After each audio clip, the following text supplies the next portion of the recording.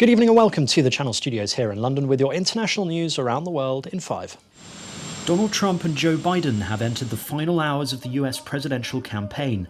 More than 90 million people have already cast their ballots in early voting, putting the country on course for its highest turnout in a century. And I think a lot of fraud and misuse. Mr. Trump trails Joe Biden in national opinion polls, but the race is seen as close in enough swing states that he could still piece together the 270 votes needed to win in the Electoral College. Mr. Trump visited 4 battleground states in the past 24 hours, while Mr. Biden focused on Pennsylvania and Ohio during the final day of campaigning. Wow, what a crowd. Meanwhile, President Trump suggested in front of a cheering crowd he will fire the chief medical advisor Dr. Anthony Fauci after Tuesday's election.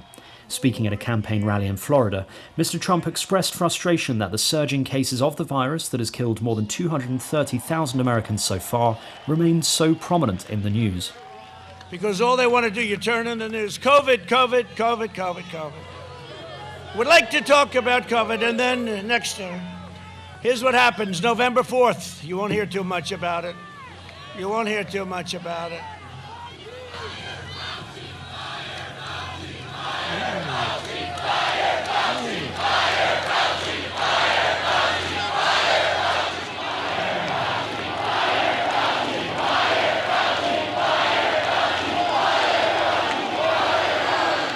Don't tell anybody, but let me wait till a little bit after the election. I appreciate the advice. I appreciate it. Hollywood actor Johnny Depp has lost his libel battle with the British tabloid newspaper The Sun, which labelled him a wife-beater after a High Court judge ruled the paper's allegations were substantially true. Mr. Depp had sued the publisher of The Sun and one of its journalists over a 2018 article which stated he had been violent towards his ex-wife, actress Amber Heard.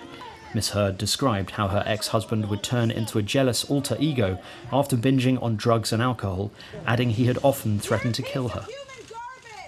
Nearly half of Slovakia's entire population have taken COVID-19 swabs over the weekend, with the government hoping it will reverse a surge in infections without a hard lockdown. Prime Minister Igor Matovic announced on social media that more than 3 million people were tested during the weekend. The testing was free and voluntary, but the government will impose a lockdown on those who did not participate, including a ban on going to work.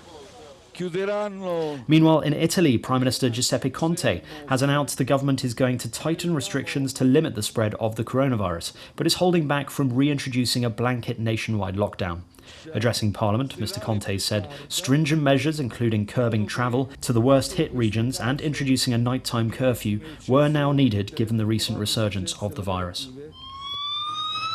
In Afghanistan, gunmen have stormed Kabul University ahead of the opening of an Iranian book fair, wounding at least 6 people, that's according to government officials. The Taliban denied any involvement in the attack.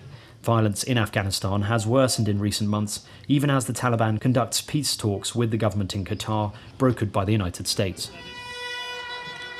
In Colombia, hundreds of demobilized former members of the FARC rebel group have marched in the capital Bogotá to demand more security, implementation of a 2016 peace deal, and an end to the killings of former combatants.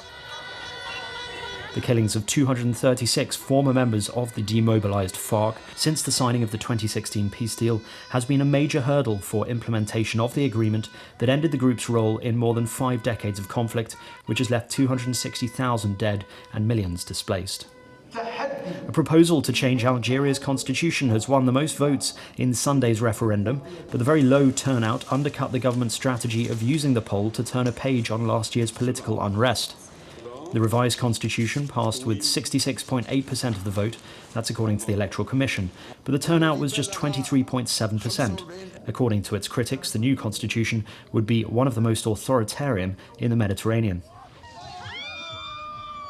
And finally, dozens of freshwater swimmers have braved the chilly autumn weather by Shenflies Lake in Russia's Kaliningrad region to open the winter swimming season.